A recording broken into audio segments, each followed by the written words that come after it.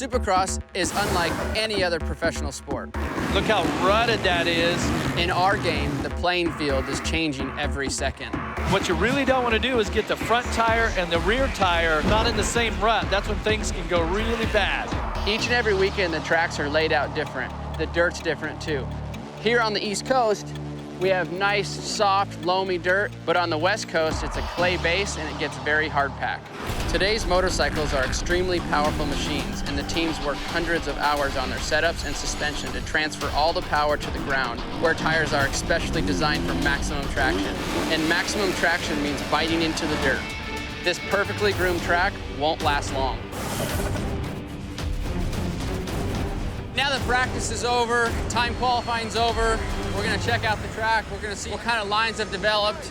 So here's a tighter part of the track. This right here is gonna be one line, and all 22 guys are gonna be pretty much taking the same line. So at the end of the night, you're gonna see these ruts get 12 inches deep.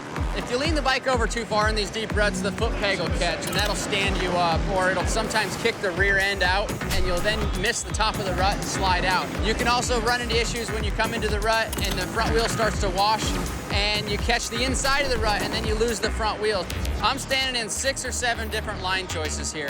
For the top guys, this is a takeoff, but for some of the other guys, this is a landing. The takeoff's gonna be getting lower because some guys are gonna be landing on that, and the rear tire's gonna be spinning off, and it's gonna make it harder to make this triple. So we have multiple line choices right here. We can rail the top. Now you have the one at the very bottom that is a lot shorter. I always cater to the top of the berm and the top of the rut. Now Dungy, he always caters to the inside. He makes it fast, I made the top fast. But by 19 laps in, you might have to move to a different line. Oh, Sabachi's, oh, wow. He cross-rutted on that triple. Cross-rutting means if the front wheel goes outside of the line and the rear tire is in another line, so you end up getting basically like kind of sideways. That should have been disastrous.